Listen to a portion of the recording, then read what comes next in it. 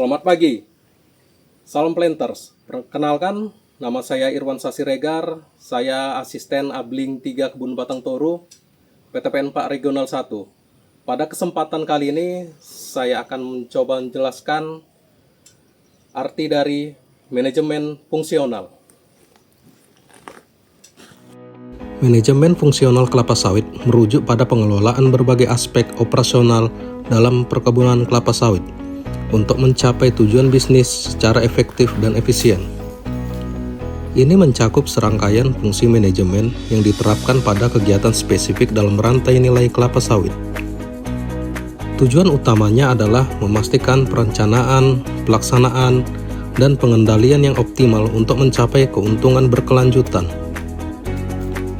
Aspek-aspek kunci dalam manajemen fungsional kelapa sawit meliputi 1. Manajemen produksi. Manajemen produksi dalam kelapa sawit melibatkan perencanaan, pengorganisasian, pelaksanaan, dan pengawasan seluruh proses budidaya hingga pasca panen. Ini mencakup persiapan lahan, pemilihan bibit unggul, penanaman, pemeliharaan tanaman, termasuk pemupukan dan pengairan, serta panen. Tujuannya adalah untuk menjaga kualitas dan kuantitas tandan buah segar atau TBS, minyak sawit mentah atau CPO, dan inti sawit atau kernel.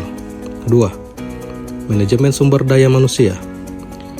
Manajemen tenaga kerja sangat penting karena biaya tenaga kerja menyerap porsi yang signifikan. Aspek ini mencakup pengorganisasian tenaga kerja, penilaian prestasi kerja, penegakan disiplin, peningkatan kualitas kerja, serta penerapan standar berkelanjutan seperti Indonesia Sustainable Palm Oil. Integrasi tenaga kerja, pemberian kompensasi, gaji, tunjangan kesehatan, dan penanganan isu-isu terkait karyawan juga menjadi fokus. 3. Manajemen keuangan. Meskipun tidak selalu disebut secara eksplisit sebagai fungsi terpisah dalam sebuah sumber, tujuan keseluruhan untuk mencapai keuntungan yang diharapkan secara efektif dan efisien mengindikasikan pentingnya manajemen keuangan. 4. Manajemen pemasaran.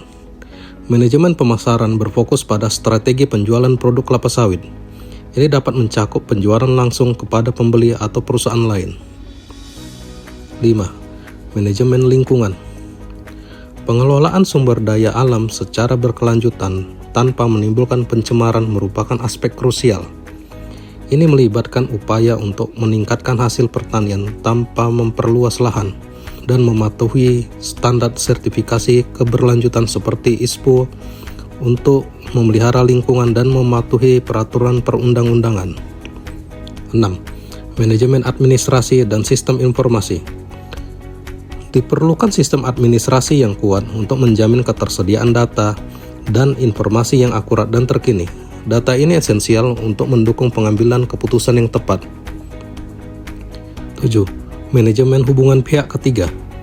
Membangun dan menjaga kerjasama yang baik dengan berbagai pihak, seperti sesama pengusaha, mitra usaha, instansi pemerintah, penyandang dana, dan calon pembeli, juga merupakan bagian integral dari manajemen fungsional.